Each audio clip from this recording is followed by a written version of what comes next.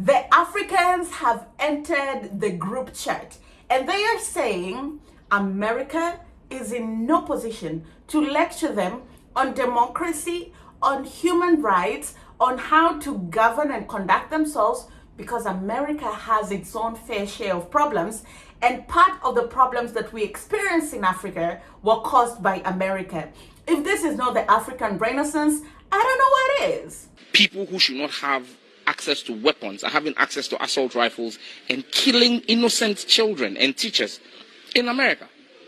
And the vice president of that country wants to come and teach us human rights. I mean, the irony of it. She's a person of color. But for being vice president, what happened to George Floyd could easily have happened to her. A country that has toppled so many governments in Africa, that has led so many coups in Africa and other parts of the world, a country that has killed so many of our leaders in Africa and other parts of the world, the killers of Patrice Lumumba, those who toppled Kwame Nkrumah, those who killed Nasser, those who killed Muammar Gaddafi, today are coming to teach us about democracy. Hi guys, how are you doing? My name is Ndiro Ganga. I'm a business journalist by profession and I'm also a digital content creator. You can catch me on my YouTube channel at Ndiro Ganga, where I make videos on diaspora relocation back to the continent, the highs, the lows, and just what it is like to move back to the motherland.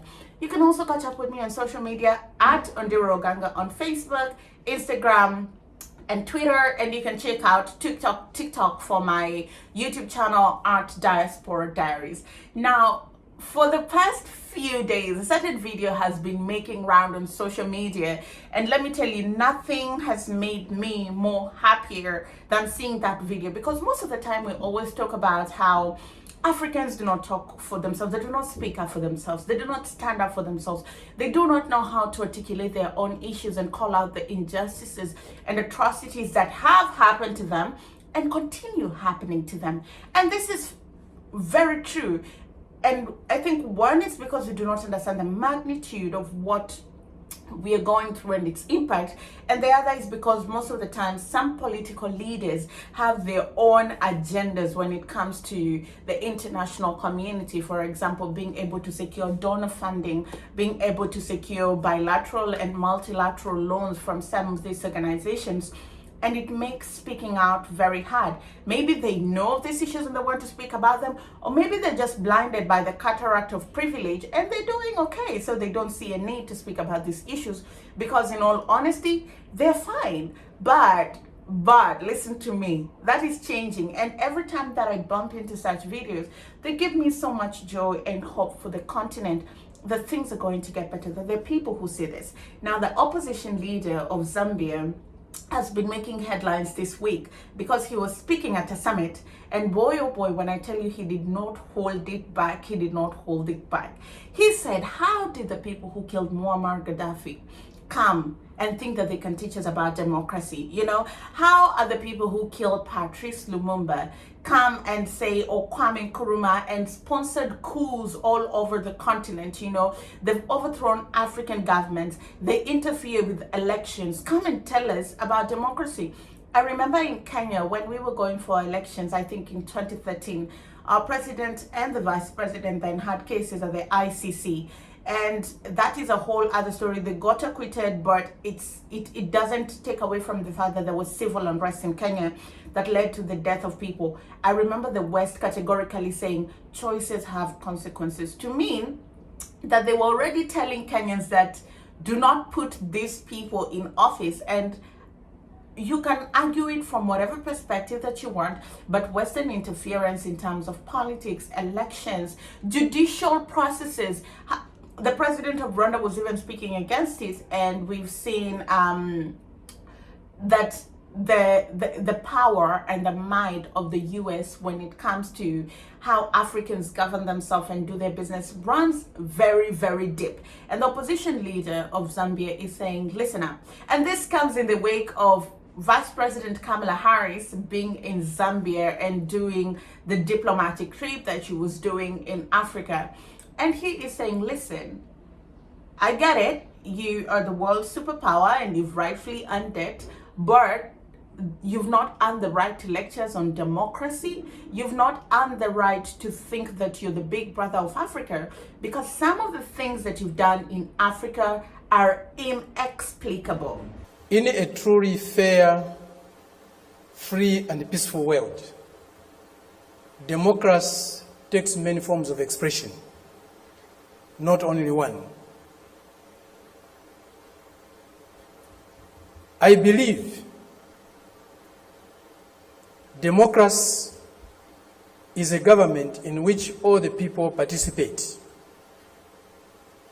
in which the interests of the people reign supreme,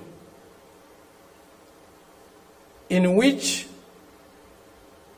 their country's sovereignty, their country's honor is at the top.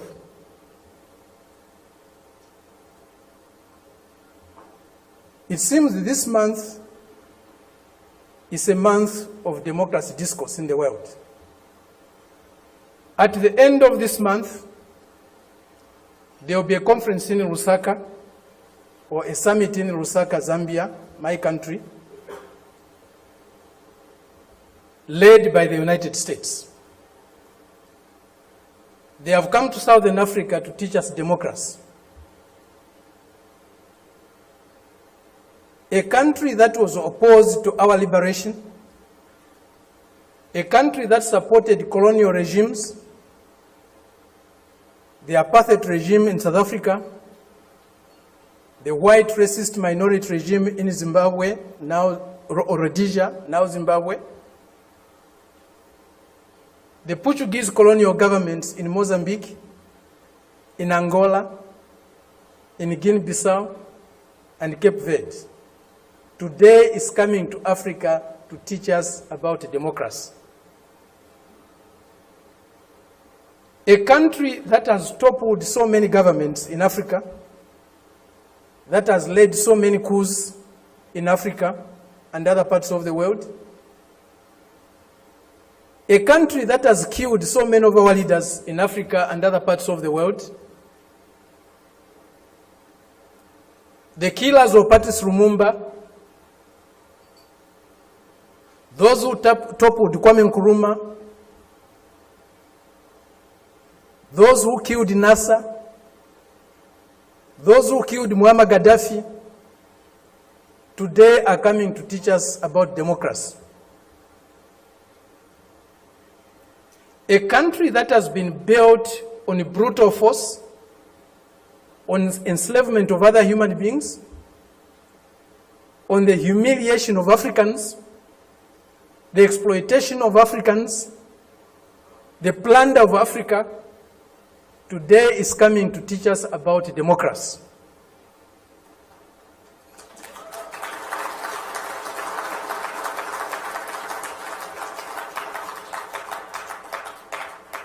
That's the arrogance, the imperialist arrogance, the racist arrogance that we are subjected to. We cannot have democracy where there is hegemony of the strongest, mightiest imperialist power. We cannot have democracy where a country's resources, a country's decisions are dictated to by another country. A country that is dominated by another country cannot be democratic. A country that lacks sovereignty cannot be democratic. A people that cannot decide for themselves cannot be democratic. A colony, a neo-colony cannot be democratic. That's why today, even at the United Nations, membership is on the basis of sovereignty. Only sovereign nations can be members of the United Nations. Because only sovereign nations can decide for themselves. A colony cannot be a member of the United Nations. It's not by accident. It's not a mistake.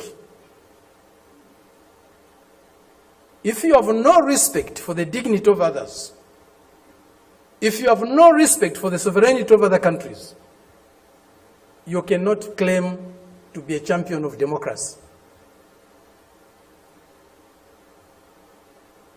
They used to say, all roads lead to Rome. Today, we can confidently say, all roads to progress, all roads to what is better for humanity lead to Beijing.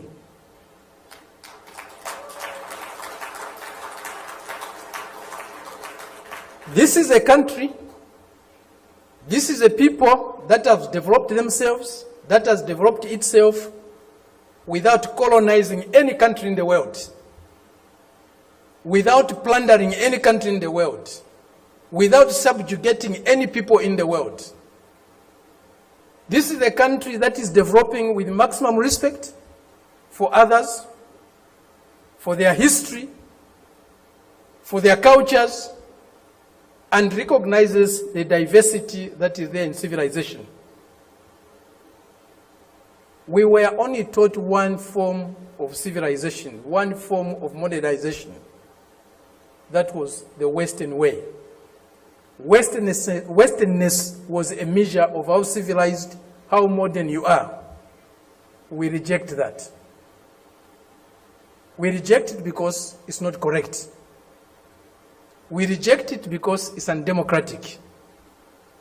We reject it because it's uncivilized to think of the world and of other people in that way. Today, they cannot accept the fact that China has caught up with them. China is about to surpass them in many areas of human endeavor. The imperialist arrogance is inhibiting them from accepting that reality. The racist arrogance is inhibiting them from accepting that reality. But the world is changing. The changes we are witnessing today, as President Xi said in Moscow recently, or the other day, they have never been seen in 100 years. They have shaped a world that they themselves today are scared of.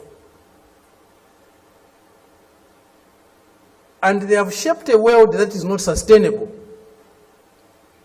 Democracy, human development is not sustainable on the basis of plunder, on the basis of enslavement, on the basis of humiliating other people every day. That is a system we are seeing today, a system that will not survive if plunder is eliminated, if subjugation of other peoples, other nations is eliminated, if inequality in the world is eliminated. That system will disappear. The only system that can survive and can endure for long is a system that is based on mutual benefit, win-win relationships, mutual respect for others, accommodation and tolerance of others, and fraternal love for all humanity. This is what we find in China today. This is what China's example is showing us. Indeed, all paths are different. There's no path that is the same, even if they are leading to the same destination. Each path has got its own characteristics. We are seeing that, we are learning that, we are experiencing that today with China.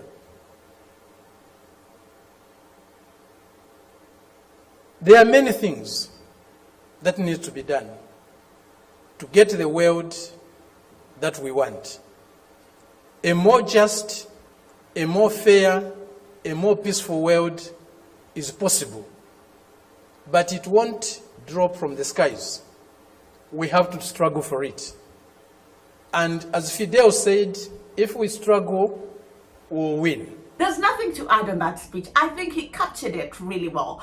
And it also just goes to show that the influence that America has had or enjoyed in Africa is gradually diminishing, because we're seeing many more African leaders begin to warm up to China, and that can be very problematic for America. They're going to try to do everything to sort of neutralize China's growing influence on Africa, but we cannot run away or dispute the fact that Africans are beginning to see the value in having a partnership with a country like China that does not impose its value and its morality and its ethics on you. If it's business, they're just interested in doing business, and that's the long and short of it. I think that it's also very important to note that when Kamala Harris was on the continent, she made it a big part of her trip to talk about human rights. And when the question of the LGBTQ community came up and the rights of the queer people came up, she was very keen to know that these are human rights issues, and she will not change her stance on it. Protect them with the same veracity or with the same importance, grant them the same support that you give to every other person, because their rights are equally human rights. Which I agree, because we live in a continent where discrimination just based on your sexuality can run deep, from things like education to healthcare. We've seen very many gay men be denied the healthcare that they need, even if they need healthcare from being abused. They don't get the healthcare that they need in dire time, and that leaves them at health risks. However, in her raising that statement and terming it as human right, she sort of opened a Pandora box, because Ningo Prime Member of Parliament is saying no. America cannot be the ones to lecture us on human rights, because there are human rights violations in their backyard. They have no right to talk about human rights, because they're the biggest abusers of human rights. Child rights are equally human rights. And yesterday, 2 hours after that press conference with the president, a 28-year-old gun woman walked into an American school and killed 3 American children and killed 3 American teachers. It's the rights, one of the fundamental basic rights of any human being is the right to life. The American government, in which Kamala Harris is vice president, is failing to take decisive action on gun control. And so people who should not have access to weapons are having access to assault rifles and killing innocent children and teachers in America. And the vice president of that country wants to come and teach us human rights. I mean, the irony of it. She's a person of color. But for being vice president, what happened to George Floyd could easily have happened to her, or any of the several people who have been killed in America by errant white policemen, which has led to the Black Lives Matter issue.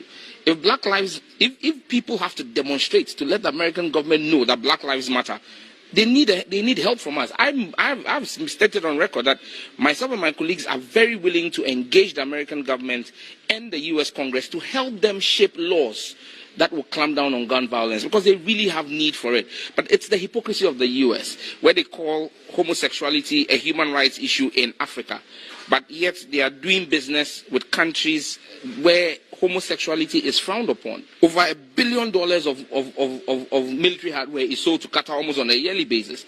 In Qatar, homosexuality is punished by death, not imprisonment.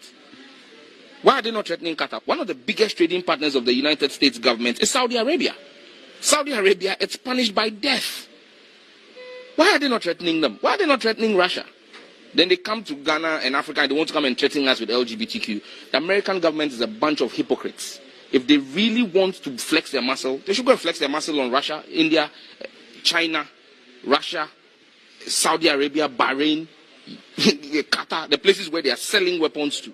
Well, Sam George is a very tough leader, and he sort of sees things from black and white. But the older I grow, the more I recognize that life is not black and white. There's so many gray zones, and sooner or later he will realize that there are gray zones. There are certain things, there are certain wars that you cannot win. If Uganda is any example, you can just see the kind of pushback that they're receiving from the international community from passing that law that will sort of jeopardize the rights and well-being of people from the queer community. But the double standard continues even with the application of international law. You know, most recently the South African Foreign Affairs Minister was saying we shut an eye or one eye or both eyes when America infringes international law and invades certain countries, but when another country does it, then all of us are up in arms and they're saying, no, this is wrong, we need to. She's like, listen, what's good for the goose is good for the gander. And until we begin to hold America at the same standard that we hold the rest of the world, then your laws and your rules are null and void. You know, I think this notion of international rules is very comfortable for some people to use when it suits them, but they don't believe in international rules when it doesn't suit them, because they don't apply international rules or law equally in all circumstances. So you can't say because Ukraine has been invaded that suddenly sovereignty is important, but it was never important for Palestine. It's very peculiar. If you believe in international law truly, then wherever sovereignty is infringed, it must apply. And this is the point we've been making, that we use the framework of international law unequally, depending on who is affected. And we are arguing that that must change. And one of the interesting changes that has occurred is the sudden movement, because Russia has invaded Ukraine, that we say, okay, let's not allow the Security Council to just have the veto and let it pass. We take it to the General Assembly. When some of us had been calling for the General Assembly to have a greater say, we never enjoyed support. But suddenly today, see, that's where international law begins to mean nothing. Because for some, we see it as a cheating, and for others, we see it as a benefit. So our argument is, let's revise the international multilateral system to ensure that we observe that post-1948 has arrived. What else can I add to that? There's nothing to add. Thank you very much for watching this video. Let me know what you think. Let me know what you think about what the opposition leader of Zambia said. Let me know what you think about what Sam George said and the reason why America should not be lecturing us on human rights. And let me know what you think also about what the Foreign Affairs Minister of South Africa said. Thank you so much. My name is Ondiro Oganga. Catch me on social media at Ondiro Oganga or on my YouTube channel where we discuss diaspora relocation back to Africa, Americans moving back to Ghana and what their experience is. You'll be shocked at some of the stories and the culture shocks that they get to experience when they land here in Ghana. But you know, as resilient as Black people are, they always find a way around it. Thank you very much for watching. I'll see you again next time.